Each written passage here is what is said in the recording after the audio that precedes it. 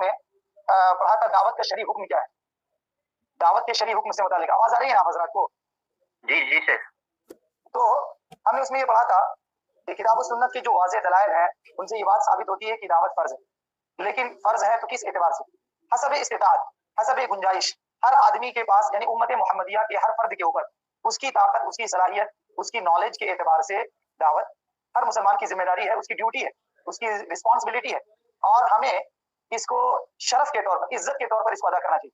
चुनांचे हम में से हर मुसलमान भाई वो पैदाइशी दाई है, पैदाइशी दाई है, मतलब पैदाइश के बाद ही जिस घराने में वो आंखें खोलता है यानी मुस्लिम घराने में, तो उसे हर चीज की जो तालीम दी जाती है, कलिमा ला इलाहा इल्लल्लाह मुहम्मद रसूलुल्लाह, इसी तरह से हर चीज की, सोने जागने उठने बैठने तमाम तालीमात, उन तालीमात को जो कुछ हम जानते हैं हमें क्या चाहिए कि उनको दूसरों तक पहुंचाए।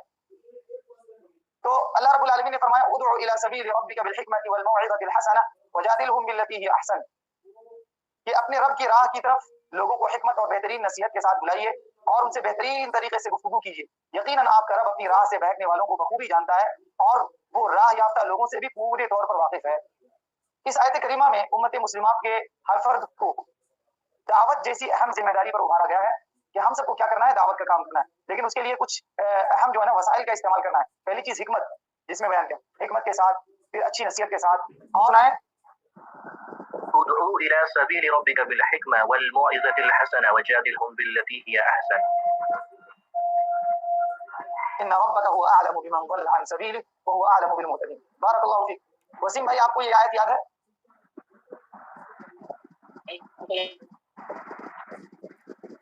इसको स्क्रीन पर देखकर पढ़ने की कोशिश करें अगर आपको याद ना हो तो।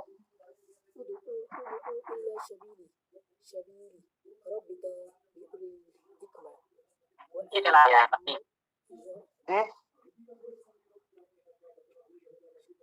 देखिए हर दाई की असल पूंजी क्या है कि पुरानी आयत उसे अच्छी तरह याद होनी चाहिए। जिन आयतों की तबलीग करना है, बतलाना है, नसीहत करना है, वो आयतें आपको अच्छी तरह याद हो। आयत नंबर याद करने से काम नहीं चलेगा। आयत आयत समझ में आ गई माजिद भाई? ये जो आयतें पढ़ रहे हैं ना, इसको पॉइंट आउट कर लें, इसको पॉइंट आउट करके अपनी कॉपी पर लिखें और कुरान देख करके इसको बार बार इसको पढ़ें। इन आयतों को क्या करना है, बार बार पढ़ना है, ठीक है? अब इसके एक सफ़े को आगे बढ़ाइए। सरफराज भाई आगे सफा को ले जाए, नेक्स्ट पेज। देखिए इस आयत, दूसरी आयत है, नीज इरशाद है, यानी अल्लाह ताला का फरमान है, वलतकुम मिनकुम उम्मतुन यदऊना इलल खैरि व यअमुरूना बिल मारूफ व यनहौना अनिल मुनकर व उलाइका हुमुल मुफ्लिहून। तुम में से एक जमात, एक उम्मत, एक जमात ऐसी होनी चाहिए जो खैर की तरफ लोगों को है और भलाई का हुक्म दे, बुराइयों से रोके, और यही लोग कामयाब हैं। आयत करीमा क्यों है? क्योंकि दावत दावत के काम से एक समाज या मुआशरा पाक साफ होगा। आवाज आ रही है आपका? क्या कर रहे हैं कि मतलब थोड़ी देर में ही जो है वॉइस प्रॉब्लम आ रहा है, नेटवर्क इशू है शायद, रूम के अंदर है शायद आप, इस वजह से ना क्या रूम के अंदर है, इस वजह से बाहर। चलिए इधर आ जाता हूँ। अब आवाज आ रही है? जी जी आवाज आ रही है? जी हाँ सर। हाँ चलिए, तो इधर ही बैठता हूँ, कुर्सी ले लेता हूँ, एक मिनट।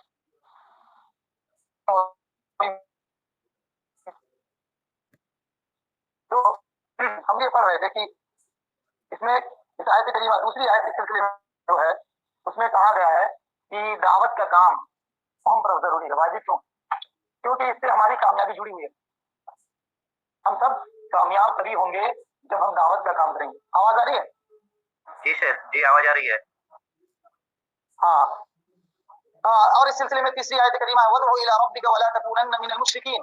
अपने रब की तरफ लोगों को बुलाते रहें और मुशरिकों में से ना हो।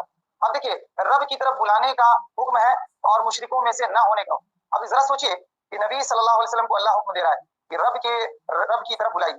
अब हम सब जो है ना अजान के जरिए क्या करते हैं, लोगों को अल्लाह की तरफ बुलाते हैं, रब की तरफ बुलाते हैं।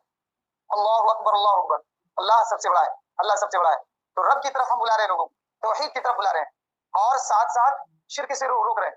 तो यहाँ दो हुक्म है, ला इलाहा इल्लल्लाह मुहम्मद रसूलुल्लाह। कलिमे में दो जुज है ना, एक जुज में क्या है कि अल्लाह के अलावा हर माबूद की नफी की जा रही है और दूसरे जुज में अल्लाह की उलूहियत का इकरार किया जा रहा है कि अल्लाह के सिवा कोई माबूद नहीं और हकीकी इबादत के लायक सिर्फ अल्लाह है। तो आयत करीमा में भी रब की तौहीद की तरफ लोगों को बुलाना है और साथ साथ शिर्क से रोकना भी है जी। और उसके बाद देखिए तीसरी आयत करीमा इस अगले नेक्स्ट पेज में है, कुंतुम खैरा उम्मतिन उखरिजत लिन्नास तअमुरूना बिल मारूफ व तनहौना अनिल मुनकरी व तु'मिनूना बिल्लाह। तुम सब बेहतरीन उम्मत हो, तुम्हें तुम्हें तुम सबको लोगों के लिए पैदा, तुम बेहतरीन उम्मत हो लोगों के लिए जिससे पैदा किया गया है। तुम्हारा काम क्या है, तुम नेक बातों का हुक्म करते हो, बुरी बातों से रोकते हो और अल्लाह पर ईमान रखते हो। यानी गोया इस उम्मत का, इस आखिरी उम्मत का, उम्मत मोहम्मदिया की सिफत और पहचान, आइडेंटिटी ये बतलाई गई है कि इस उम्मत का एक मिशन है, एक इस उम्मत का एक विजन है, एक इस उम्मत का एक अहम हदफ और गोल है। वो क्या है, ये लोग लोगों को भलाई की तरफ बुलाते हैं, बुराई से रोकते हैं और अल्लाह पर ईमान रखते हैं। गोया इस उम्मत की भलाई और खैरियत इसी में है कि वो इस काम को अंजाम देते रहे। अगर इस काम को अंजाम नहीं देंगे तो फिर ये क्या हो जाएंगे, बदतरीन उम्मत हो जाएंगे, बेहतरीन उम्मत से बदतरीन उम्मत हो जाएंगे। अब ये तो पूरी उम्मत की बात हो रही है। अल्लाह ताला ने अपने प्यारे नबी सल्लल्लाहु अलैहि वसल्लम को भी पूरी दुनिया के लिए दाई बनाकर भेजा। जैसा कि अल्लाह ताला ने फरमाया, आगे कहते हैं कि अल्लाह ताला ने सारे अंबिया और रसूलों को अपनी तरफ दावत देने के लिए मबूस फरमाया। आखिरी नबी मोहम्मद सल्लल्लाहु अलैहि वसल्लम के बारे में इरशाद है, या अय्युहन नबी इन्ना अरसलनाका शाहिदन व मुबश्शिरन व नज़ीरा व दाइयन इला अल्लाह बिइज़निही व सिराजन मुनीरा। सूरह अल-अहज़ाब आयत नंबर 45। अल्लाह ताला ने फरमाया, ए नबी सल्लल्लाहु अलैहि वसल्लम, यकीनन हमने आपको रसूल बनाकर भेजा, गवाहियां देने वाला बनाकर भेजा और खुशखबरियां सुनाने वाला, आगाह करने वाला और अल्लाह के हुक्म से अल्लाह की तरफ बुलाने वाला और रोशन चिराग बनाकर भेजा। नेक्स्ट पेज, रोशन चिराग बनाकर भेजा। अब देखिए हम इन आयतों पर रुक के थोड़ा सा रुक के भाई बात करते हैं कि देखिए 3 आयतें हमारे सामने पढ़ी गई है ना। शुरू की 3 आयतों में पूरी उम्मत से खिताब किया गया है। पूरी उम्मत को ये कहा गया है कि तुम्हारा मिशन क्या है, कि तुम लोगों को भलाई की तरफ बुलाते हो, या तुम्हारा मिशन ये है कि तुम अल्लाह की तरफ लोगों को बुलाओ। और आखिरी जो आयत इस सिलसिले में पढ़ी गई वो ये कि अल्लाह ने अपने नबी को याद दिलाया है कि आपका मनसब, आपका मिशन क्या है, कि आप लोगों को भलाई की तरफ बुलाए, तौहीद की तरफ बुलाए, क्योंकि आपको दाई बनाकर भेजा गया, आपको खुशखबरी सुनाने वाला और आखिरत से डराने वाला, इसी तरह से रोशन चिराग बनाकर भेजा। तो इसका मकसद क्या है कि इन आयतों में दावत का हुक्म बयान किया जा रहा है कि दावत का हुक्म क्या है, हर मुसलमान पर उसके इल्म के एतबार से वाजिब है। ये बात याद रखें नुकता, हर मुसलमान पर उसके इल्म, उसके नॉलेज के एतबार से दावत का काम करना वाजिब और जरूरी है। अब आगे देखिए इसके बाद क्या कहा जा रहा है कि क्योंकि नेक्स्ट आगे थोड़ा पेज को आगे बढ़ाएं सरफराज भाई। हाँ देखिए कह रहे हैं कि असर हाजिर में दीन बरहक की दावत की अहमियत इस वजह से बहुत बढ़ जाती है क्योंकि तमाम गुमराहियों की दावत हर तरफ जोरों पर है। नसरानियत अपनी तरफ अपने तौर पर अपनी दावत में लगी हुई है, मुनकिरीन रिसालत व आखिरत, मुल्हिदीन, कम्युनिज्म, सोशलिज्म, दीगर मुनहरिफ अफकार व अकायद के लोग अपनी अपनी दावत फैलाने में सरगर्म अमल है। ऐसे हालात में हर मुसलमान के लिए जरूरी है कि अपनी इस्तिताअत भर दावत के काम को आगे बढ़ाए और अल्लाह का सच्चा दीन अल्लाह के बंदों तक पहुंचाए। इस पैराग्राफ में कहा जा रहा है कि आज के इस दौर में, मॉडर्न एरा में, दौरे हाजिर में, जिसमें हम सब आप जी रहे हैं, सांस ले रहे हैं, इसमें क्या देख रहे हैं, हम सब अपनी आंखों से देख रहे हैं, यूट्यूब के जरिए, फेसबुक के जरिए, इंस्टाग्राम के जरिए और तरह तरह की एप्स के जरिए से हर जो है ना गलत फिक्र वाले अपनी अपनी गलत फिक्र को प्रमोट कर रहे हैं, अपनी अपनी गलत फिक्र की तरफ, गलत मजहब की तरफ वो लोगों को बुला रहे हैं। अब देखिए ईसाई ईसाइयत की तरफ बुला रहे हैं, यहूदी यहूदियत की तरफ, जो कम्युनिज्म है कम्युनिस्ट है कम्युनिज्म की तरफ बुला रहे हैं, सोशलिस्ट है सोशलिज्म की तरफ बुला रहे हैं। हर फिक्र वाले और हर मिशनरी वाले अपने अपने मिशन की तरफ बुला रहे हैं। तो ये सब जब बातिल होने के बाद भी अपनी दावत को फैलाने और अपनी दावत के प्रचार प्रसार में लगे हुए हैं, तो हम लोग तो हक पर हैं, हम लोग सच्चाई वाले हैं, हम लोग सत्य वाले हैं, तो हम लोगों को बदरजा औला इसमें सरगर्म होना चाहिए, हम सबको एक्टिव होना चाहिए। आप सब लोग एक्टिव मेंबर्स हैं ना, तो मैं कहता हूँ कि आप सब एक्टिव मेंबर्स कब बनेंगे, जब हकीकत में आप दावती मैदान में सरगर्म हो और आप दावत को अपनी ड्यूटी, अपनी रिस्पॉन्सिबिलिटी समझ करके इसको अंजाम दें। तो कह रहे हैं कि ऐसे हालत में क्या करना है, हर मुसलमान को अपने इल्म, अपनी सलाहियत और अपनी वुसाअत के एतबार से दावत का काम करना है। अब ये नहीं सोचना है कि एक बुखारी पढ़ने वाला जब वो फारिग होकर आएगा तभी जाके दावत का काम करेगा। अगर हर आदमी को जिस कदर इल्म है, अपनी इल्म के हद में रहते हुए, अपनी लिमिटेशन को जानते हुए हम सबको क्या करना है, दावत का काम करना है। लेकिन एक चीज याद रखें, दाई को दाई ही बनना है, मुफ्ती नहीं बनना है। दाई को क्या करना है, दाई बनना है, बुलाने वाला, हक की तरफ बुलाने वाला, इसको मुफ्ती नहीं बनना है, फतवा फराइज नहीं देना है। मसाइल के बारे में अगर कोई पूछे तो आप कहें कि आप फला आलिम के रुजू करें, फला आलिम से कॉन्टेक्ट करें, आप उनसे जो है ना बात करें तो आपके मसाइल हल करेंगे। मेरा काम क्या है, हम जितना जानते हैं अपने इल्म के एतबार से आपको हक की तरफ बुलाएंगे। बात समझ में आ रही है? ठीक है। हाँ तो ये जो, हाँ अब देखिए सवालात में कुछ क्वेश्चंस हैं उसको हल करना है। कि सबसे पहला सवाल है, दावत का शरई हुक्म क्या है? नजीर भाई, दावत का शरई हुक्म क्या है? जी सर। सबसे पहला सवाल है, दावत का शरई हुक्म क्या है? क्या जवाब है आपके पास? दावत का सही हुक्म किताब और सुन्नत के दलाल के साथ लोगों को अल्लाह की तरफ दावत दे।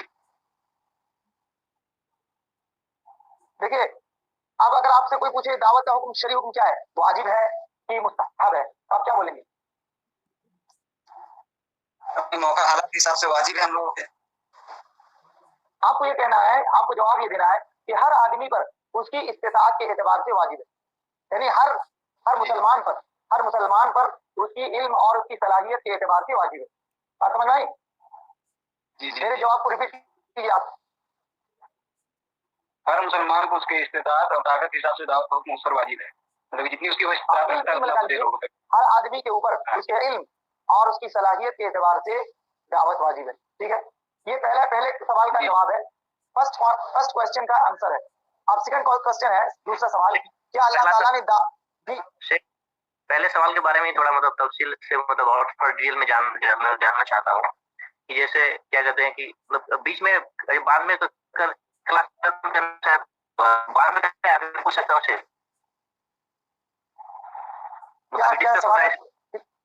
उसी दावत का शरई हुक्म क्या है? तो जैसे वाजिब है, तो जैसे मैंने पढ़ा है कि वाजिब हमारे यहाँ मतलब क्या कहते हैं कि जो अहले हदीस है इनके यहाँ फर्ज और वाजिब में कोई मतलब डिफरेंस नहीं है, या फिर माइक्रो लेवल पे जाके थोड़ा सा डिफरेंस है ये क्या, और लेकिन अहनाफ में जो है दोनों अलग अलग चीज है। तो मैं इसमें ये पूछ रहा था कि दावत का काम जो है फर्ज ऐन है या फर्ज किफाया है, या सिचुएशन के मतलब हालात के हिसाब से उसका मतलब क्या है? देखिए, इसको फर्ज आयन और फर्ज किफाया की तरफ नहीं ले जाएंगे। देखिए, फर्ज आयन बल्कि फर्ज आयन भी हो सकता है बाज़ औकात में फर्ज किफाया भी हो सकता है ना। लेकिन असल ये है कि देखिए, जैसे जैसे जिहाद का हुक्म है कि फर्ज किफाया फर्ज आयन, कभी फर्ज आयन हो जाता है, कभी फर्ज किफाया। लेकिन यहाँ दावत का जहाँ तक मामला है, हर आदमी पर यानी हर आदमी पर उसकी इस्तिताअत और इल्म के एतबार से वाजिब होता है। अब मिसाल के तौर पर आपका बैकग्राउंड क्या है, आप एक मेडिकल बैकग्राउंड से ताल्लुक रखते हैं, आपकी पूरी तालीम, आपकी पूरी एजुकेशन मेडिकल लाइन में है, लेकिन आप हैं क्या? पैदाइशी मुसलमान है। इसी तरह आप अहले हदीस है, इसी तरह आप मुवहिद है, तौहीद को जानने वाला, अमल करने वाला।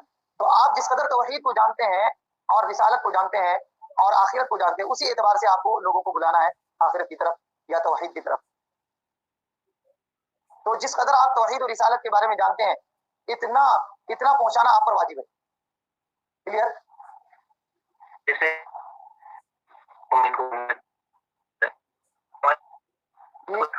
नहीं समाज सोसाइटी में कोई नहीं है कि मतलब जो है एकदम 24 आवर्स है वो दावत के काम में ही लगा हुआ है। तो इस सिचुएशन में मतलब मैं ये इंफरादी बात नहीं कर रहा हूँ, ठीक है।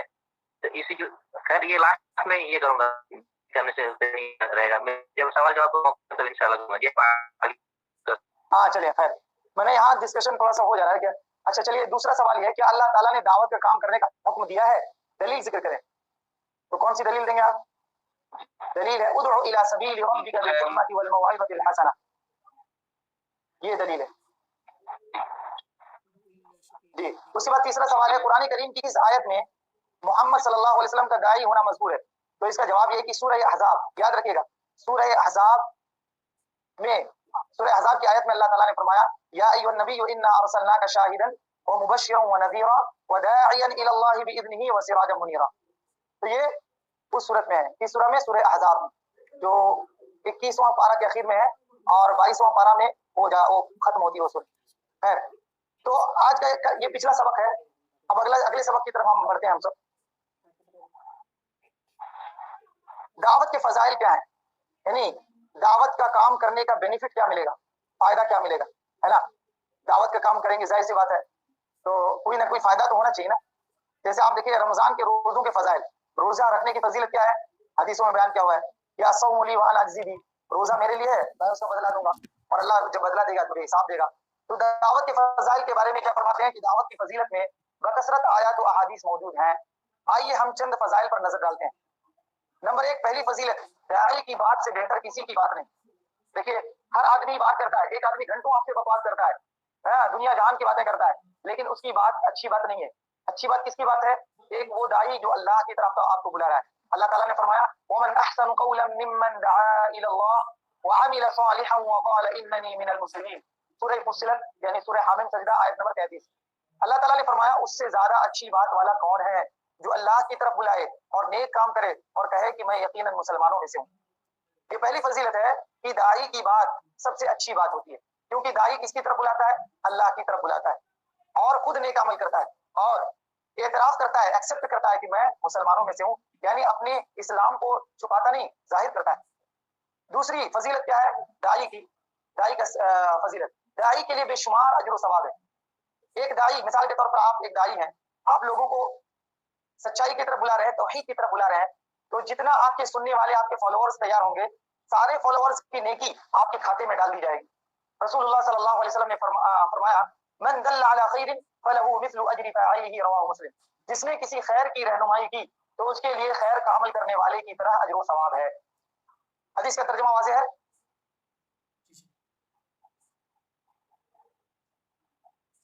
तर्जुमा वाज़ेह है? जी सर, थोड़ा उसको और आसान भाषा में समझा दीजिए ताकि और लड़कों को आसान आसान भाषा में यूं कह सकते हैं कि जो अगर दूसरे को नेकी की तरफ बुलाए, है ना, नेकी की तरफ, सही इस्लाम की तरफ बुलाए, तो सही इस्लाम पर जो लोग भी उसकी दावत पर, उसके बुलावे पर आएंगे, उन सारे लोगों, सारे सही रास्ते पर चलने वालों का सवाब उसको मिलेगा। और तो जिस तरह अमल करने वाले को सवाब मिलेगा, उसी तरह बुलाने वाले दाई को भी सवाब मिलेगा। क्लियर है? जी सर। उसके बाद देखिए रसूलुल्लाह सल्लल्लाहु अलैहि वसल्लम फरमाते हैं मन दआ इला हुदन कान लहू मिनल अजरी मिस्ल उजूरी मन तबिअहू ला यनकुसु ज़ालिका मिन उजूरिहिम शैअन रवाहु मुस्लिम। जिसने दूसरे को हिदायत के रास्ते की तरफ बुलाया, जिस शख्स ने किसी और को हिदायत के रास्ते की तरफ बुलाया, कान लहू मिनल अजरी, तो उसको वही अजर मिलेगा, मिस्ल उजूरी मन तबिअहू, जिस तरह के उसके फॉलोअर्स को अजर मिलेगा, उसके मुत्तबईन को अजर मिलेगा, ला यनकुसु ज़ालिका मिन उजूरिहिम शैअ, और ये इसकी वजह से उनके अजर व सवाब में कोई कमी नहीं की जाएगी। यानी ऐसा नहीं कि दाई को सवाब मिल रहा है तो जो मजरू है, जो फॉलोअर्स है, उनके सवाब में कमी की जाएगी, ऐसी नहीं। फॉलोअर्स को भी सवाब मिलेगा और दाई को भी उसका सवाब मिलेगा, इसकी कोई कमी नहीं की जाएगी। ये गोया की दूसरी फजीलत हुई। अब देखिए इस सिलसिले में एक और हदीस है कि दाई की अहमियत क्या है, दाई की दावत की फजीलत क्या है। रसूलुल्लाह सल्लल्लाहु अलैहि वसल्लम ने अपने दामाद हजरत अली रज़ी अल्लाह अन्हु को गज़वा खैबर की तरफ जब रवाना किया, तो उस मौका पर हजरत अली को खिताब करते हुए फरमाया वल्लाहि ला यहदी अल्लाहु बिका रजुलन वाहिदन खैरुल लका मिन अन यकूना लका हुमुरुन नाम, मुत्तफक़ुन अलैह। अल्लाह की कसम, अल्लाह ताला तुम्हारे जरिया एक आदमी को हिदायत दे दे, ये तुम्हारे लिए सुर्ख ऊँटों का मालिक होने से बेहतर है। देखिए बहुत बड़ी फजीलत है, बहुत अहम बात बताई जा रही है कि अल्लाह ताला के नबी ने अपने दामाद से कहा कि अगर तुम्हारे हक की तरफ बुलाने से, हिदायत की तरफ बुलाने से अगर एक आदमी भी रास्ते पर आ जाता है तो तुम्हारे लिए सुर्ख ऊँटों से बेहतर है। देखिए अरब के देश में, अरब के माहौल में सुर्ख ऊँट बहुत कीमती होता है, बहुत समझे में तो कहीं बुलाओ एक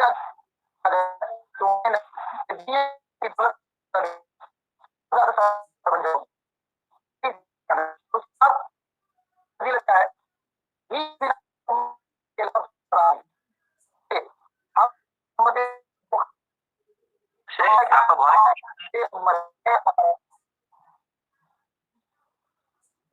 जी आवाज आ रही है? जी जी दावत ही की उम्मत, इस उम्मत मोहम्मदी खैर उम्मत कहा जाता है। शेख, इससे पिछला जो पॉइंट था वो अली रजी अल्लाह ताला अन्हु से जो रिलेटेड चीज था, उसका मतलब वॉइस प्रॉब्लम के कारण लड़के सुन नहीं पाए उस चीज को। अच्छा ठीक है, उसको दोहरा देता हूँ।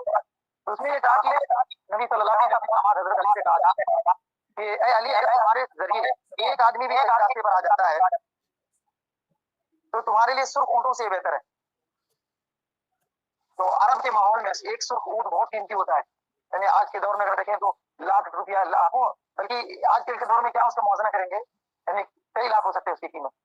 तो अल्लाह के नबी ने फरमाया कि सुर्ख ऊँट के तुम मालिक बनो, इससे कहीं बेहतर है कि तुम किसी को हिदायत के रास्ता की तरफ बुलाओ। अगर एक आदमी भी हिदायत के रास्ते की तरफ आता है तो तुम्हारे लिए सुर्ख ऊँट से वो कहीं कीमती, कहीं ज्यादा कीमती हो जाएगा। अब ये सोचिए मेरे भाइयों, ये दुनिया की दौलत कमाने के लिए हम कितना कुछ कर डालते हैं, लेकिन हिदायत की तरफ बुलाने के लिए हम कोशिश नहीं करते। जबकि हिदायत की तरफ आप बुलाएंगे तो वो आदमी आपके लिए सदका जारिया होगा। जब तक वो अमल करेगा, उसके जरिए जो लोग हिदायत पर आएंगे सबका सवाब आपके खाते में जाएगा। तो अल्लाह के नबी ने दुनियावी दौलत जो ऊँट की शक्ल में बेहतरीन दौलत है, उसको एक मिसाल के तौर पर पेश किया कि उस दौलत से कहीं बेहतर है कि तुम्हारे जरिए, तुम्हारी कोशिश से एक आदमी भी हिदायत पर आ जाता है तो तुम्हारे हक में बेहतर है। तीसरा पॉइंट या तीसरी फजीलत की बयान की गई है कि इस उम्मत को खैर उम्मत कहा जाता है। इस उम्मत का नाम क्या है? खैर उम्मत, यानी बेटर नेशन, सबसे बेहतरीन उम्मत। क्यों कहा जाता है? दावत ही की वजह से, दावत का काम करने की वजह ही से उनको कहा जाता है खैर उम्मत। जैसा कि अल्लाह ताला ने फरमाया, कुंतुम खैरा उम्मतिन उखरिजत लिन्नास तअमुरूना बिल मारूफ व तनहूना अनिल मुनकरी व तु'मिनूना बिल्लाह। सूरह आल इमरान की आयत नंबर 110 है। ये आयत गुजर चुकी है कि तुम बेहतरीन उम्मत हो जो लोगों के लिए पैदा की गई है, तुम नेक बातों का हुक्म करते हो, बुरी बातों से रोकते हो और अल्लाह पर ईमान रखते हो। ये तीसरी फजीलत है कि उम्मत मोहम्मदिया खैर उम्मत इसलिए है कि दावत का काम कर रही है। अगर दावत का काम छोड़ दे तो ये बदतरीन उम्मत हो जाएगी, वो या अपने मनसब से, अपने ओहदे से हट जाएगी। जी, उसके बाद चौथी फजीलत देखिए अगले पेज पे, नेक्स्ट पेज पे, दावत की मशक्कत उठाने वाला जरूर कामयाब होगा। आप दावत के रास्ते में तकलीफ उठा रहे हैं, परेशानी उठा रहे हैं, गांव गांव जा रहे हैं, लोगों को समझा रहे हैं, तो इसका फायदा क्या होगा? सरफराज भाई नेक्स्ट पेज। हाँ, अल्लाह ताला फरमाता है, वल तकुम मिनकुम उम्मतुन यदऊना इलल खैर व यअमुरूना बिल मारूफ व यनहौना अनिल मुनकरी व उलाइका हुमुल मुफ्लिहून। सूरह आल इमरान आयत नंबर 104। तुम में से एक जमात ऐसी होनी चाहिए जो भलाई की तरफ बुलाए और नेक कामों का हुक्म करे और बुरे कामों से रोके। यही लोग फलाह व नजात पाने वाले। इस आयत करीमा में ये कहा गया कि जो दाई है, दावत देने वाले, ये लोग कामयाब होंगे, एक ना एक दिन जरूर कामयाब होंगे। अब या तो दुनिया में कामयाब होंगे कि उसकी बात सुन करके लोग हिदायत के रास्ते पर आ जाएं, तो दुनिया में ही दुनिया में एक कामयाबी समझी जाएगी। ये उसका एक क्या कहते हैं उसको, अचीवमेंट समझा जाएगा कि भाई मेरे कहने से फला आदमी सही रास्ते पर आ गए। अगर दुनिया में कामयाब न भी हो लेकिन आखिरत में वो कामयाब होगा, ये कल कयामत के दिन वो अल्लाह के सामने कह सकता है कि मैंने फला आदमी को अल्लाह के रास्ते की तरफ, तेरे रास्ते की तरफ बुलाया, तो इस एतबार से वो कामयाब होगा। सवाल अब देखिए, सवालात इस सिलसिले में है कि दावत के फजाइल के सिलसिले में, दावत के कोई 3 फजाइल जिक्र कीजिए। अब आप लोगों ने सुना दावत की फजीलतें, तो आप में से कोई भाई बता सकते हैं कि दावत की कोई 3 फजीलत बयान कीजिए जो अभी आपने सुना।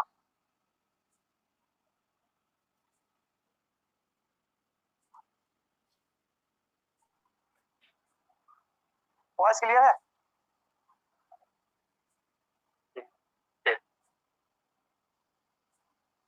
आवाज आ रही है?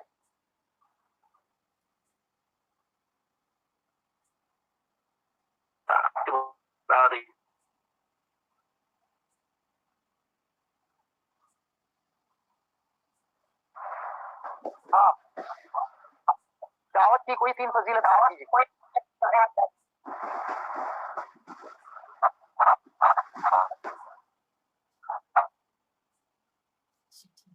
देखिए, पहली फजीलत क्या बयान हुई कि दाई की बात सबसे बेहतरीन बात है। नेटवर्क इशू हो रहा है शेर। अब नेटवर्क इशू है, वॉइस प्रॉब्लम हो रहा है आपका बीच बीच में। अच्छा, मैं ये पूछ रहा था कि पहला जो सवाल है, दावत की 3 फजीलत बयान, ये हासिम भाई कोई बात बता रहे थे क्या? बताइए। असल में मैं नजीर भाई ज्यादा नहीं मतलब ये कर रहा हूँ इसी वजह से, क्योंकि फिर लड़के लोगों को ये होगा, मतलब हम ये चाहते हैं कि मतलब जो दूसरे भाई लोग हैं वो लोग ज्यादा क्वेश्चन आंसर सेशन में जो है थोड़ा आगे रहे। बाकी भाइयों को भी मैं नाम से वाकिफ नहीं हूँ, तो कोई और भाई इसका जवाब दे सकते हैं। हम लोग ही बोलते रहेंगे तो फिर उन लोगों को मौका नहीं मिलेगा। मतलब हम ये चाहते हैं कि वही जी सब हिस्सा ले, कोई बात नहीं। और एक चीज और गुजारिश करूंगा कि मतलब ऐसा मुझे लग रहा है, क्योंकि मैं इन लड़कों के साथ मतलब करीब 2 साल से हूँ, या उससे कुछ लड़कों के साथ तो 2 साल से ज्यादा वक्त गुजार चुका हूँ। तो मतलब इस हिसाब से ये कहूंगा कि मतलब ज्यादा पढ़ाने से मतलब ज्यादा इस बात को प्रायोरिटी मतलब दीजिए कि उसको रिपीट किया जाए। नहीं तो फिर मतलब क्लास वगैरह हुआ है इस तरह का, मतलब ठीक है, तो उसमें जो है जो फीडबैक लिया जाता है कि क्या करना चाहिए नहीं करना चाहिए वगैरह ये वो, तो उसमें एक क्या है, जैसे हर क्लास से पहले प्रीवियस क्लास का थोड़ा सा 2-3 मिनट के अंदर एक जो है रिवीजन करवा दिया जाए, और जो पढ़ाया जा रहा है मिसाल के तौर पर जैसे अब लास्ट क्लास मतलब जैसे ही खत्म होने वाला होगा, तो मतलब ऐसा किया जाना चाहिए कि क्लास में जो पढ़ाया गया उसको मुख्तसर में जो है पॉइंट वाइज जो है बता दिया जाए। असल मसला नेटवर्क का होता है। जी अब मान लीजिए मैं बात कह दी, आपकी एनर्जी खत्म कर दिया और फिर पता चला कि आवाज ही नहीं बोलती। जी अब क्लास रूम है नहीं, जाहिर से ऑनलाइन और ऑफलाइन और दूर भी है ना, नजदीक में नेटवर्क इशू कम हो। तो खैर, इसमें 3 फजीलत मैंने पूछा था। पहली फजीलत की दाई की बात सबसे बेहतरीन बात है, दूसरी फजीलत दाई के लिए बेशुमार अजर व सवाब है, और तीसरी फजीलत के दाई, हाँ तीसरी फजीलत देखिए क्या है दावत की बिना पर ये उम्मत खैर उम्मत है। ठीक है, 3 फजीलत हुई ना। एक तो दाई की बात सबसे बेहतरीन बात है, दूसरी फजीलत क्या है कि दाई के लिए बेशुमार अजर सवाब है, और तीसरी फजीलत क्या है कि दाई दावत के काम करने ही की वजह से उसको सबसे बेहतरीन आदमी है या सबसे बेहतरीन उम्मत है। 3 फजीलत हुई। तो उसके बाद फिर क्वेश्चन आंसर की तरफ चलिए आगे। इस पेज को आगे बढ़ाएं। उसमें कहा गया कि दाई की बात का क्या दर्जा और मकाम है। तो कहेंगे कि दाई की बात सबसे बेहतरीन बात है। आपसे पूछा जाए कि दाई की बात सबसे बेहतरीन बात क्यों है, तो जवाब ये होगा क्योंकि दाई अपनी तरफ नहीं बुलाता बल्कि अल्लाह की तरफ बुलाता है। आवाज आ रही है? जी बिल्कुल। तो दाई की बात सबसे बेहतरीन बात क्यों है, उसकी बात का ये दर्जा क्यों है, क्योंकि वो अपनी जात की तरफ, अपनी पर्सनल क्या कहते हैं, अपनी शख्सियत की तरफ बुलाता नहीं है, अपनी जात की तरफ नहीं बुलाता, बल्कि वो अल्लाह की तरफ बुलाता है जो खालिक कायनात है। तीसरा सवाल यह है कि दाई बेशुमार अजर और सवाब का कैसे मुस्तहिक होता है। वो इसलिए कि एक दाई जो ना नेक काम की तरफ बुला रहा है, तो उसके नेक काम की तरफ बुलाने की वजह से जो लोग भी नेक रास्ते पर चलेंगे तो उसकी मेहनत की वजह से, अब जितने लोग नेक रास्ते पर चलेंगे उनका सवाब भी उनको मिलेगा। बात समझ आ रही है, क्योंकि उसने मेहनत की है। इसी तरह चौथा सवाल ये है, उम्मत मोहम्मदिया को खैर उम्मत का लक़ब क्यों मिला, क्योंकि उम्मत मोहम्मदिया का मिशन क्या है, भलाई का हुक्म देना, बुराई से रोकना और अल्लाह पर ईमान ले आना। अल्लाह पर ईमान ले आना यानी 3 खुसूसियात है, एक भलाई का हुक्म, बुराई से रोकना और ईमान। अगर 3 चीजें हैं तो ये बेहतरीन उम्मत है, अगर ये ना रहे तो ये बदतरीन उम्मत हो जाएगी। अब जरा उन हदीसों को भी मिला लीजिए जिन हदीसों में ये कहा गया है कि अल्लाह के नबी ने फरमाया कि तुम बेहतरीन उम्मत हो, या ये कहा कि तुम लोग जब तक नेकी और भलाई का हुक्म देते रहोगे, बुराई से रोकते रहोगे, तब तक क्या होगा, तुम्हारे अंदर भलाई उतरेगी या अल्लाह की तरफ से रहमत उतरेगी। और जब तुम भलाई का हुक्म देने, बुराई से रोकना छोड़ दोगे तो फिर क्या होगा, एक वक्त आएगा तुम दुआ करोगे और तुम्हारी दुआ कबूल नहीं होगी और अल्लाह का अज़ाब आएगा तुम सब पे होगी। तो हम सबको क्यों काम करना है दावत और नेकी का काम, क्योंकि हो सकता है हमारे कहने से कुछ लोग सही रास्ते पर आ जाएं, और कुछ अगर सही रास्ते पर ना भी आए तो हमको गम नहीं करना है। क्यों? क्योंकि हमने अपनी ड्यूटी अदा कर दी, हमने अपनी रिस्पॉन्सिबिलिटी अदा कर दी। अब कल क़यामत के दिन हम ये कह सकते हैं कि अल्लाह हमने तो अपना फर्ज निभा दिया था, बाकी लोग नहीं आए तो इसमें हम क्या कर सकते हैं, क्योंकि हमारा जो काम था हमने कर दिया। आज हमारे बहुत सारे भाई गांव-गांव में जाते हैं, कोशिश करते हैं, जैसा कि पिछले दिनों में आपने कोशिश किया कि ताज़िया की रोकथाम हो, लेकिन आपकी कोशिश के बावजूद ये नहीं रुकी, तो इसमें आपका कोई कसूर नहीं, आपने अपना ड्यूटी अदा कर दिया, आपने अपना फर्ज निभा दिया। बाकी अजर सवाब अल्लाह ताला आपको जरूर इंशाल्लाह देगा, और कल क़यामत के दिन मुआखज़ा आपका नहीं होगा, मुआखज़ा उन लोगों का होगा जो इस बुराई को कर रहे हैं या बुराई को देखकर खामोश है। अब इस सबक को चूंकि एंड हो गया, आप लोग सवाल कर सकते हैं सबक से मुताल्लिक, और कुछ जरूरी बातें कुछ करनी हो तो।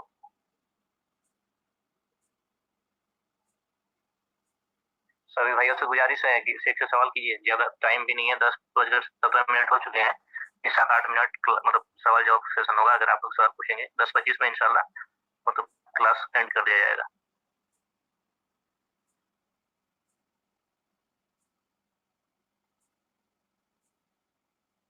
कोई सवाल पूछ रहा है कि नहीं पूछ रहा है? और मैं एक सवाल करूंगा तो लड़कों के लिए। जी शेख, मैं एक सवाल ये जैसे अभी के माहौल में जो उलमा की तरफ से मतलब ऐसे मतलब जो गैर आलिम है वो लोग दावत तबलीग का काम कर रहे हैं, और क्या कहते हैं कि ब्रदर्स का फितना बोल के जो है उनका बाइकआउट किया जा रहा है। उसके पीछे भी बहुत सारे मतलब क्या कहते हैं कि वैलिड रीजन है। तो इसकी वजह से जो है जो नौजवान है जो कॉलेज के बीच जो है एक गलत पैगाम गया है, गलत पैगाम या उनकी अपनी गलत फहमी है कि वो ये समझ रहे हैं कि क्योंकि मैं एक आलिम नहीं हूँ, तो क्योंकि मैं मदरसे से पढ़ा हुआ नहीं हूँ, इसलिए दावत तबलीग का काम नहीं कर सकता हूँ। तो मतलब उनको मतलब ये मैं देख रहा हूँ लड़कों में इस तरह का मतलब सोच है कि कहीं वो जो है इस बात को मतलब गलत तरीके से समझ रहे हैं। तो इसके बारे में थोड़ी वजाहत कीजिए कि जो कॉलेज यूनिवर्सिटी में पढ़ने वाले लड़के हैं या जो गैर आलिम है वो किस तरह से दावत का काम करेंगे, मतलब उलेमा कहाँ तक उनको सपोर्ट कर रहे हैं और किन किन चीजों से रोक रहे हैं। देखिए, हम में से हर आदमी को अपना लिमिटेशन भूलना नहीं चाहिए। हमारी हर एक की एक हद होती है। जैसे मैं एक मुदर्रिस हूँ, मैं टीचर हूँ, और मुझे अपनी खूबियों और खामियों के बारे में अच्छी तरह इल्म है कि मैं किन किन चीज़ों को अच्छी तरह जानता हूँ, किसको नहीं जानता हूँ।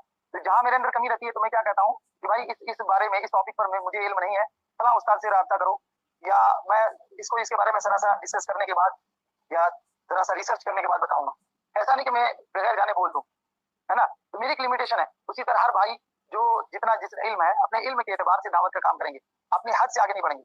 और होता क्या है ना, असल में जो भाई दावत के मैदान में आते हैं, कभी कभी वो दावत के मैदान में दाई दाई उनका दावत का काम है, लेकिन वो जब उनसे मसले मसाइल पूछे जाते हैं तो फौरन मसले बताने लगते हैं। नमाज का मसला, हाँ, हलाल और हराम का मसला, खरीदो फरोख्त का मसला और दीगर मसाइल के ऊपर वो बात करने लगते हैं, जबकि उनको फौरन रुक जाना चाहिए कि नहीं भाई, ये मेरा मैदान नहीं है, मेरा फील्ड नहीं। हाँ, इस बारे में उलमाए किराम से सवाल करें। और एक बात याद रखें, सबसे पहली बात, आपके दिल में शैतान ये वसवसा हरगिज न डाले कि जो ना, अरे भाई तुम तो कॉलेज के पढ़े लिखे हो, तुम तो कोई आलिम मौलवी हो नहीं, तो दावत पे पढ़ करके और सुन करके क्या फायदा होगा, करके क्या फायदा होगा। सबसे पहली बात याद रखें, नोट कर लें कि हम जो कुछ पढ़ रहे हैं, सीख रहे हैं, सबसे पहले अपनी कमियों को दूर करने के लिए, रफ़उल जहली अन नफ्सिही, अब अपनी जहालत दूर करने के लिए हम सबसे पहले पढ़ रहे हैं, उसके बाद दूसरों की जहालत दूर करने और हक की तबलीग के लिए। तो हमारे अंदर की जो गंदगी है पहले हम खुद साफ करेंगे, फिर दूसरों को साफ करने का मशवरा देंगे या उसको रास्ता दिखाएंगे। तो सबसे पहले इसलिए मैं कहूंगा अपने नौजवान दोस्तों से जो कॉलेज बैकग्राउंड से हैं कि भाई आप इसको सबसे पहले इल्म हासिल कर रहे हैं ताकि आप अपनी कमियों को दूर करें। फिर उसके बाद याद रखें कि जब भी आपको कोई बात कहना हो तो आप याद रखें कि मेरी लिमिटेशन कहाँ तक है। जहां आप मसले मसाइल में की बात आ जाए, फिकी मसला की बात आ जाए, तो आप वहां रुक जाएं और ये कहें कि नहीं भाई, ये मेरा मैदान नहीं है, इस बारे में मुझे नॉलेज नहीं है, तो आप किसी बड़े आलिम से रुजू करें या मैं किसी बड़े आलिम से सवाल करके मालूम करके आपको जवाब दूंगा। इस तरह से आप कह सकते हैं। जी जी। और भाई अब कोई जैसे सवाल देखिए एक सवाल अभी यूट्यूब में दे देखा, फेसबुक में एक ब्रदर है, उनसे सवाल किया जा रहा है कि मनाजे सलफ क्या है या सलफियत क्या है या सुन्नत, अहले सुन्नत कौन है, अहले सुन्नत। तो उन्होंने क्या कहा कि अहले सुन्नत में अहले हदीस है, देवबंदी है, बरेलवी है, जमात इस्लामी है, ये वगैरह वगैरह पूरा बखान कर रहे हैं। हालांकि अहले सुन्नत की तारीफ नहीं है, ये डेफिनेशन गलत है। अहले सुन्नत की जो डेफिनेशन की है उलमाए किराम ने और बड़े बड़े अइम्मा ने किताबों में, वो उनको बताए थे। तो उन्होंने कहा कि मुझे इसके बारे में कोई नॉलेज नहीं है, और फिर जो ना बखान किए जा रहे हैं, तो ये गलत है। जिस बारे में आपको नॉलेज नहीं हो आपको चुप रहना है, खामोश रहना है। जी, सभी भाइयों से गुजारिश है कि एजुकेशन फील मत कीजिए, एकदम मत हिचकिचाइए, शेख सामने है, एकदम सवाल दागते रहिए।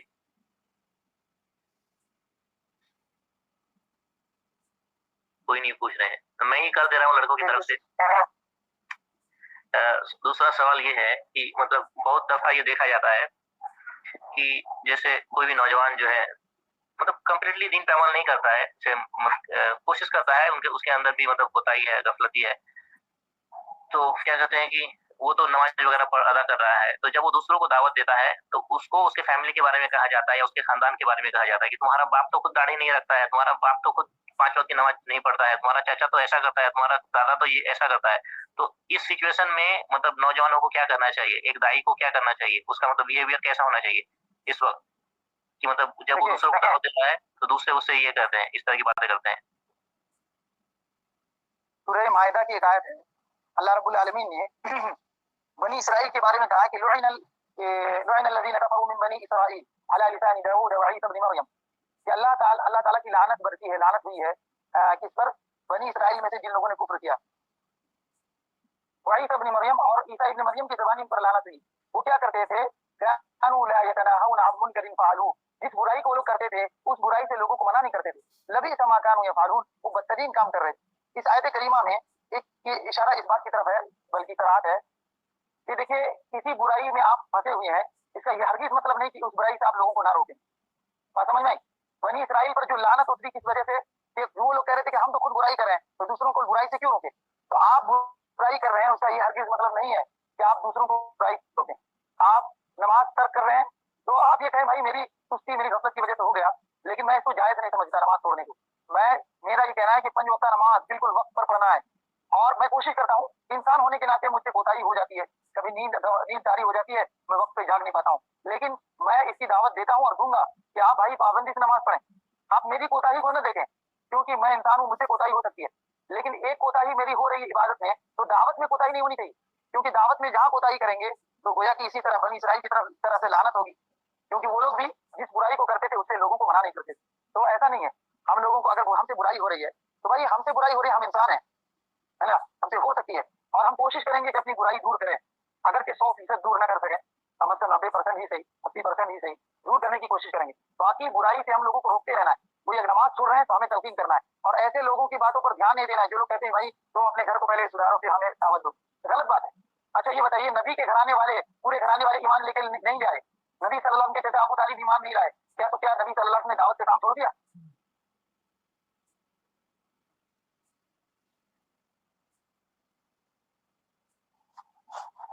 शेख मेरा एक सवाल है, आवाज नहीं आ रही, आवाज आ रही है मेरी? आवाज आ रही है आपकी, बताइए जी। सर जैसे हम मतलब कि 10-12 लड़कों का टीम है, अब हम दावत का काम कर रहे हैं, तो क्या सबके लिए जरूरी है कि सब लोग लेक्चर देना ही सीखें? कि मतलब कि जैसे होता है कि तकरीर वगैरह, बहुत सारे जो हमारे भाई हैं उनका एक ये आता है कि हम नहीं मतलब कि कर पाते वैसा, 10 लोगों के बीच में बोल नहीं पाते हैं, तो मतलब कि जरूरी है कि वो उसको बोलना ही आना चाहिए, और दूसरा भी एक तरीका है दावत के काम का कोई?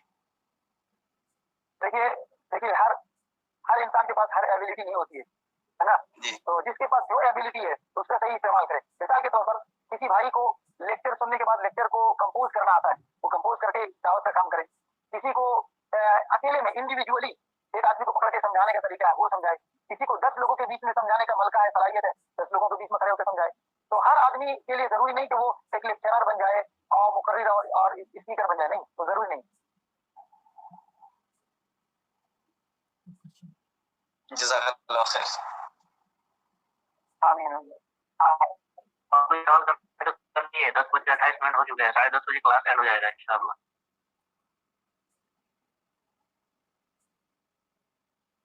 आपके सब्र तक।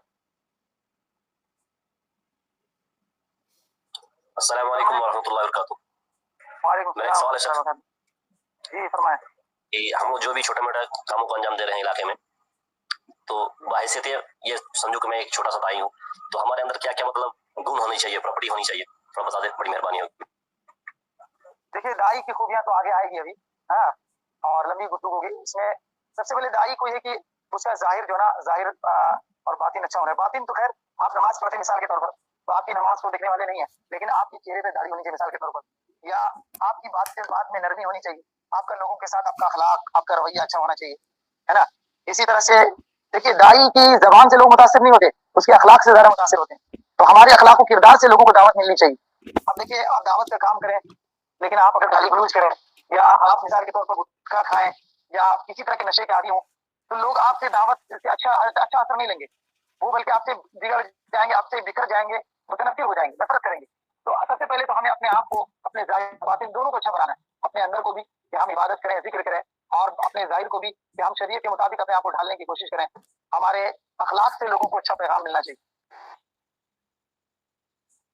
देखिए और सबसे पहली बात एक अहम मसले इस सिलसिले में कि हम लोग जैसे एक ग्रुप में है मिसाल के तौर पर, तो हम में से कोई जूनियर है कोई सीनियर है, तो हम सबको अपने सीनियर्स का एहतराम करना चाहिए, और सीनियर्स को भी चाहिए जूनियर के ऊपर शफकत करें। मान लीजिए जूनियर से कोई गलती हो जा रही है तो नरमी से उनको समझाना चाहिए, और सीनियर और जूनियर को चाहिए कि सीनियर अगर किसी बात पर अगर समझा रहे हैं, किसी बात में कोई बात अगर जुमला कोई सख्त हो जाए, सेंटेंस थोड़ा सा सख्त हो जाए, कड़ा हो जाए, हार्ड हो जाए, तो हमको क्या करना है, वहाँ अपने आप को झुका लेना है ना, सब्र से काम लेना है। उनकी बात का बुरा नहीं मानना कि ये तो हमसे बड़े हो गए, हाँ सीनियरिटी झाड़ रहे हैं हमारे ऊपर, ऐसा नहीं होना चाहिए। हाँ हमारे अंदर तवाज़ु होना चाहिए, नरमी होना चाहिए, और सीखने हर दम हर लम्हा हमको सीखने की कोशिश करना चाहिए। ये जो हमारा ग्रुप है या हमारी टीम है, इस टीम मेंबर्स में हर एक को दूसरे से सीखना है, जिसके अंदर जो अच्छाइयाँ खूबियाँ उसको सीखना है, और जो लोग तजर्बाकार हैं उनसे कम तजर्बाकार वालों को सीखना चाहिए। शेख सवाल जवाब सेशन को यहीं पे खत्म कर दिया जाए, और एक चीज आपसे गुजारिश कर रहे हैं कि ऑनलाइन क्लास तो कर रहे हैं लड़के लोग, मतलब सप्ताह में 2 क्लास कर रहे हैं, लेकिन मुझे ऐसा महसूस हो रहा है कि कहीं ना कहीं मतलब हमारे टीम मेंबर जो है पढ़ाई के मामले में, मतलब क्लास तो कर देने, मतलब क्लास के दौरान भी इनकी बहुत सारी जिम्मेदारियां एक स्टूडेंट की होती है, और क्लास के बाद भी बहुत सारी जिम्मेदारियां होती है। जैसे हमारे ग्रुप में कई सारे ऐसे हैं जो दुकानदार है, या फिर किसी का अपना छोटा मोटा जो भी बिजनेस वगैरह है, तो अभी वो किस तरह से इसको मैनेज करे, इसके बारे में थोड़ा नसीहत कर दीजिए कि क्लास के दौरान उनकी क्या जिम्मेदारियां हैं, और अपने अपने प्रोफेशन में रहते हुए वो पढ़ाई किस तरह मतलब बेहतर तरीके से पढ़ाई कर सके, इसके बारे में मतलब ये कीजिए कि वो मतलब मुताला करे। क्लास के टाइम तो देखिए कंसंट्रेशन चाहिए, मैंने ध्यान से आपको सुनना है, जैसा कि अल्लाह ने फरमाया कि वो अनख्तरतुका फस्तमिअ लिमा यूहा, मैंने तुम्हारा इंतखाब कर लिया। देखिए दावत के लिए गोया अल्लाह ताला ने आप लोगों को सिलेक्शन कर लिया है, तो आपको क्या करना है, जो बात कही जा रही है कुरान हदीस की, उसे गौर से सुने, ध्यान से सुने। अब ध्यान से लगा के जब यहाँ आप ऑनलाइन ग्रुप में ज्वाइन कर रहे हैं, तो ध्यान से हर बात को सुनिए और दिमाग में बैठाने की कोशिश कीजिए। उसके बाद जब क्लास खत्म हो जाए तो आप सोने से पहले इसको थोड़ा रिवाइज कर लें, ठीक है। फिर जब आप सुबह उठें तो आप जाहिर सी बात दुकान में हैं या कहीं भी जा रहे हैं, तो जो भी टाइम मिल रहा है आप उसको पुराना जो आपने सीखा उसको आप दोहराते रहें। मिसाल के तौर पर जो आयतें आपके सामने से गुजरी हैं, उन आयतों को आप दोहराएं, कुरान पढ़ के उसको शुद्ध तरीके से, सही तरीके से उसको पढ़ने की कोशिश करें, उसका माना मतलब समझने की कोशिश करें। कहीं आपको कोई डाउट हो रहा है तो अपने किसी अच्छे साथी से आप कांटेक्ट करके अपना डाउट क्लियर कर लें। तो ये हमारी जिम्मेदारी बनती है क्लास के बाद कि हम उसको दोहराते रहें और पढ़ते रहें। हमारे अंदर शौक होना चाहिए कि ये चीज जो है बहुत कीमती है। देखिए, हम लोग अगर कोई भी चीज, जब इंसान को पता चल जाता है कि बहुत कीमती है ना, तो एक भी चीज मिस नहीं करता है। और जब उसको लगता है कि ये चीज तो आसानी से मिल रही है, फ्री में मिल रही है, तो उसकी कीमत नहीं होती। मिसाल के तौर पर ये हम सब क्लास ज्वाइन कर रहे हैं ना, अगर मैं हर पर हेड अगर मैं चार्ज करता कि हर एक से मैं 1,000 चार्ज करूंगा, तो आप समझते भाई इसमें से कोई बात मिस नहीं होनी चाहिए। जैसे मिसाल के तौर पर एक आप देखिए, बहुत सारे क्लास ज्वाइन करते हैं ऑनलाइन, बड़े बड़े प्रोफेशनल जो कोर्स करते हैं ना, तो उसमें वो पर हेड चार्ज करते हैं, और उसकी वजह से कोई आदमी जब सीखने वाला होता है कोई भी चीज मिस नहीं करता। भाई बहुत कीमती है कि पैसा देकर हम क्लास ज्वाइन कर रहे हैं, लेकिन जहाँ पैसा नहीं देते हैं तो उसको समझते हैं ये तो फ्री में मिल रहा है, मौलवी साहब का काम है समझाना और हमको काम है सुन लेंगे, फिर कभी पूछ लेंगे नहीं याद रहेगा तो हम इसको आसानी से लेते हैं क्योंकि हमें फ्री में मिल रही है। तो इसलिए इसको फ्री में ना समझे, बहुत कीमती चीज है, बहुत अहम इंपॉर्टेंट चीज है। इससे आपकी दुनिया भी बन जाएगी और आखिरत भी बनेगी।